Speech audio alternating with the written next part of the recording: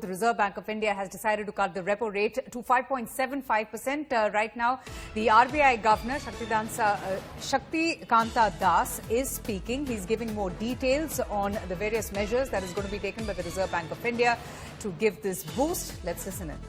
Monetary policy from neutral to accommodative. The unanimous vote reflects the resolve of the MPC to act decisively and act in time. I thank the MPC members for the rich and fruitful discussions which are reflected in the resolution and in the policy decision. I also wish to express my gratitude to our teams in the Reserve Bank of India for their hard work and diligence in providing valuable support and inputs to the MPC for its work. Let me now turn to the key global and domestic developments that the MPC has reviewed. At the outset, the MPC noted that global economic activity has not been able to sustain the improved performance seen in the first quarter of the calendar 2019 in the face of deepening slowdown in trade and manufacturing, which has impacted advanced and emerging market economies alike. Inflation remains below the target in several economies. In advanced economies, incoming data for second quarter of 2019 point to loss of momentum relative to the first quarter. In the major emerging market economies, economic activity has either slowed or has contracted. It is in this context that the central banks across the world have moved to an accommodative stance in setting monetary policy. Financial markets have been unsettled by the acrimonious US-China trade tensions. Crude oil prices remain volatile, reflecting evolving demand-supply conditions and geopolitical concerns. Most emerging market economy currencies have depreciated against the US dollar. On the domestic front, the MPC noted that the May 31st, 2019 data release of the National Statistical Office showed that the GDP growth for 2018-19 has been placed lower by 20 basis points at 6.8% relative to its February 28th estimate. In Q4 18-19, GDP growth decelerated sharply to 5.8%, down from 6.6% in Q3 and 8.1% a year ago. On the supply side, agriculture and allied activities contracted, while manufacturing activity weakened sharply. Service sector growth accelerated, although construction activity slowed down markedly.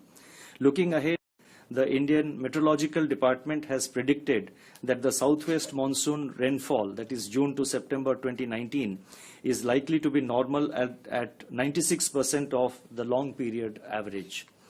The third advance estimates of food grain production at 283.4 million tons for 2018-19 were lower by only 0.6% as compared with the final estimates for the previous year.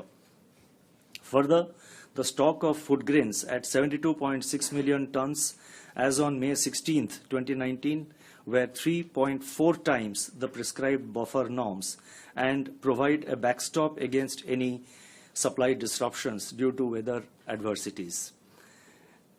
In the industrial sector, growth in 8 core industries decelerated sharply in April. Credit flows from banks to large industries, however, strengthened, though they remained somewhat muted for micro, small, and medium industries. Seasonally adjusted capacity utilization in the manufacturing sector slipped to 75.2% in Q4 from 75.8% in Q3. Import of capital goods, a key indicator of investment activity, remained anemic in April. High-frequency indicators suggest moderation in activity in the service sector. Turning to inflation, the MPC took note of the fact that retail CPI inflation remained unchanged in April from its March level of 2.9%. Higher inflation in food and fuel groups was offset by lower inflation in items excluding food and fuel. Inflation expectations of households in May 2019 round of RBI survey declined by 20 basis points for the 3-month ahead horizon. Compared with the previous round compared to the previous round, but remained unchanged for the 1 year ahead horizon. Normal growth in rural wages and in the organized sector staff costs remain muted. Liquidity in the system turned to an average daily surplus in early June after remaining in deficit during April and most of May due to restrained government spending.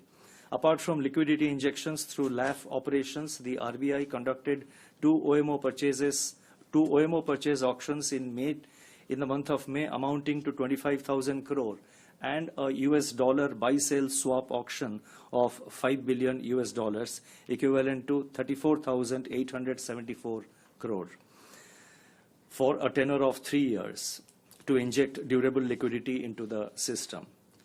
An OMO purchase auction of rupees 15,000 crore has already been announced to be held on June 13th, and this will be naturally, the auction would be held during next week. Transmission of cumulative reduction of 50 basis points in the policy repo rate in February and April 19 was 21 basis points to the weighted average lending rate, that is WLR, on fresh rupee loans. Interest rates on lower tenor money market instruments remained broadly aligned with the overnight WACR, reflecting near full transmission of the reduction in policy rate. The 10-year government securities benchmark yield has also declined by about 40 basis points from its average in April 2019 to about 7%. This was the position before we announced before the MPC resolution and the decisions were put in the public domain. Thereafter, the developments I have to see. The Reserve Bank will ensure that adequate liquidity is available in the system for all productive purposes.